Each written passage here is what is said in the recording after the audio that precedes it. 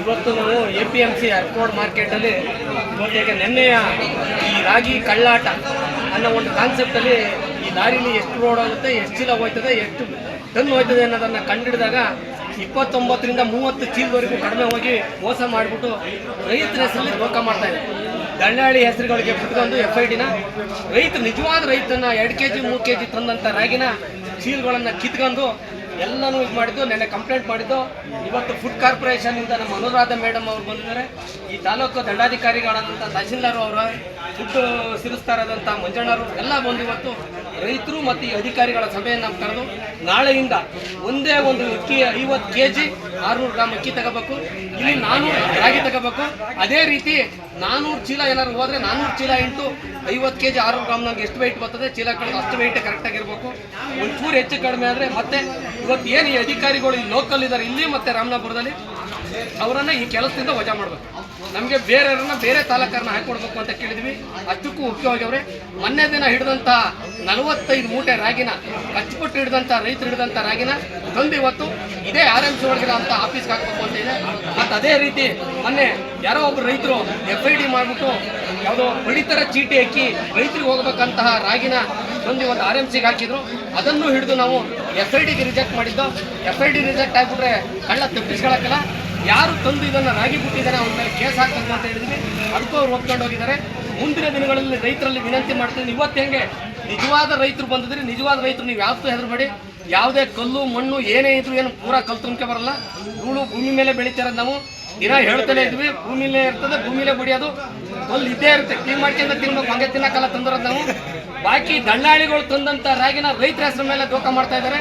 ನಿಜವಾದ ರೈತರನ್ನ ಯಾವುದೇ ಟೇಸ್ಟ್ ಇಲ್ಲ. ಚೆನ್ನಾಗೇ ತಂದವ್ರು ರಾಗಿ ಎಲ್ಲ ತಹಸೀಲ್ದಾರು ಟೆಸ್ಟ್ ಮಾಡಿದ್ದಾರೆ, ಎಲ್ಲ ವಿಡಿಯೋದಲ್ಲಿದೆ, ನೀಟಾಗಿದ್ದಾರೆ. ಅಧಿಕಾರಿಗಳು ಒಪ್ಕೊಂಡಿದ್ದಾರೆ ರೈತರು ತಂದ್ರ ರಾಗಿ ಚೆನ್ನಾಗಿದೆ ಅಂತ. ರೈತರ ರಾಗಿಗೆ ಏನಾದ್ರು ತೊಂದರೆ ಕೊಟ್ಟರೆ ರೈತ ಸಂಘ ಮತ್ತೆ ಬರುತ್ತೆ. ರೈತರ ವಿಚಾರದಲ್ಲಿ ಕೈ ಹಾಕಿದ್ರೆ ನಿಜವಾದ ರೈತರ ವಿಚಾರದಲ್ಲಿ ನೀವು ದಳ್ಳಾಳಿ ವಿಚಾರದಲ್ಲಿ ಏನಾದ್ರು ಮಾಡ್ಕೊಳ್ಳಿ. ಮೋಸ ರೈತರ ವಿಚಾರದಲ್ಲಿ ಬಂದರೆ ರೈತ ಸಂಘ ಮತ್ತೆ ಬಂದು ನಿಂತ್ಕೊಳ್ತದೆ ಅಂತ ಈ ಮೂಲಕ ಎಚ್ಚರಿಕೆ ಕೊಡ್ತಾ ಇದ್ದೀನಿ. ಯಾರು ಅಧಿಕಾರಿಗಳಿದ್ರೆ ನೀವು ಅಧಿಕಾರಿಗಳಿಗೆ, ಫೆಡರೇಷನ್ ಅಧಿಕಾರಿಗಳಿಗೆ ನಾನು ಎಚ್ಚರಿಕೆ ಕೊಡ್ತಾ ಇದ್ದೀನಿ. ರೈತರಿಗೆ ತೊಂದರೆ ಕೊಡಬೇಡಿ, ದುಡ್ಡಿಸ್ಕೊಳ್ಳೋ ಕೆಲಸ ಏನು ಮಾಡಬೇಡಿ.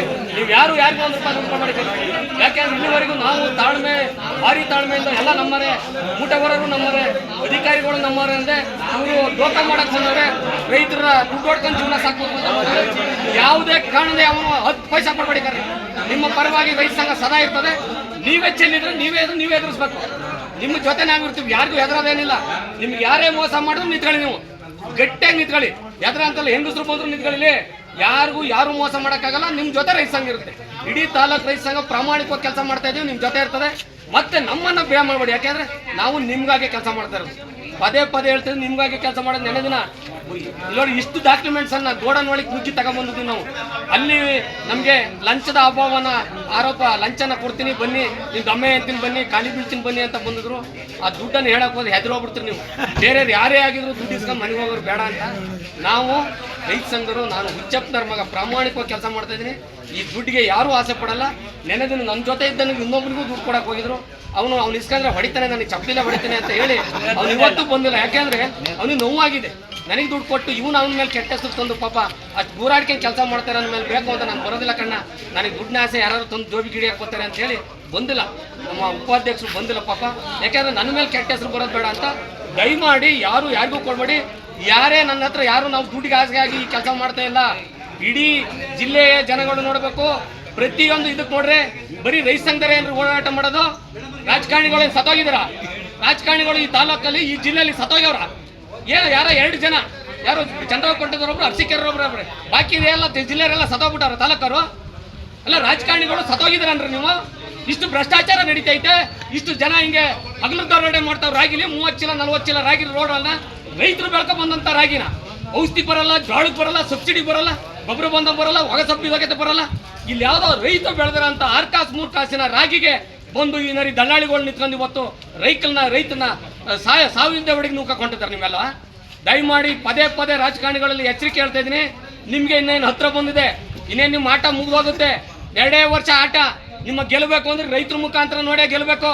ನೀವು ಮಲ್ ಕೂತಿದ್ರೆ ಯಾವುದೇ ಯಾರೋ ರಾಜಕೀಯ ಮುಖಂಡರಿಗೆ ಹೇಳ್ತಾ ಇದ್ದೀನಿ, ನೀವು ಮಲ್ ಕೂತ್ಕೊಂಡ್ರೆ ನಿಮ್ಮ ಹಣೆಬರವನ್ನ ರೈತ ಸಂಘ ತಿತ್ತದೆ. ನಿಮ್ಮ ಹಣೆಬರವನ್ನ ಬರಿತೀವಿ ನಾವೇ. ಇದನ್ನು ಎಚ್ಚರಿಕೆ ಗಂಟೆಗೆ ಹೇಳ್ತಾ ಇದ್ದೀನಿ. ನೀವು ಎಚ್ಚೆತ್ಕೊಂಡು ರೈತ ಸಂಘದ ಜೊತೆ ಇಲ್ಲ, ನಿಮ್ಮ ಸ್ವಂತ ಸ್ವಂತವಾಗಿ ಬಂದು ರೈತರು ತೊಂದರೆ ಆದಾಗ ಬಂದು ನಿಂತ್ಕೊಳ್ಳಿ. ಓಟ್ ಹಾಕಿಲ್ವ ಎಲ್ಲವ? ರೈತ ಬಾಂಧವರೇ 70% ಓಟ್ ಹಾಕಿರೋದು ನಿಮ್ಗೆ. ಯಾವ ಅಧಿಕಾರಿನೂ ಓಟ್ ಹಾಕಿಲ್ಲ. ಅವರ ಹಿತ ಕಾಪಾಡೋದು ನಿಮ್ಮ ರಾಜಕಾರಣಿಗಳ ಕರ್ತವ್ಯ. ನಾವು ನಿಂತಿದ್ದೀವಿ ಅಂದ್ರೆ ನಮ್ಗೆ ಸಪೋರ್ಟ್ ಮಾಡ್ರಿ, ಇಲ್ಲ ಅಂದ್ರೆ ಬಂದು ನಿಂತ್ಕೊಳ್ಳಿ, ನಾವು ನಿಮ್ಮ ಜೊತೆ ಬಂದು ನಿಂತ್ಕೊತೀವಿ. ಈ ವಿಡಿಯೋ ನೋಡ್ತಾ ಇರೋ ಎಲ್ಲ ರೈತ ಬಾಂಧವರನ್ನು ಮತ್ತೊಮ್ಮೆ ಮನವಿ ಮಾಡ್ತಾ ಇದ್ದೀನಿ, ಯಾವುದೇ ಆದದ್ದು ರೈತರು ಬಂದು ನೀಟಾಗಿ ಏನು ಘರ್ಷಣೆ ಮಾಡ್ಕೊಳಕೋಗ್ಬಿಡಿ. ನಿಮ್ಗೆ ತೊಂದರೆ ಆದ್ರೂ ಮಾತ್ರ ನಮ್ಮ ಹತ್ರಕ್ಕೆ ಬನ್ನಿ ಅಂತ ಹೇಳಿ ನಾನು ಮಾತು ಮುಗಿಸ್ತೀನಿ. ನಮಸ್ಕಾರ.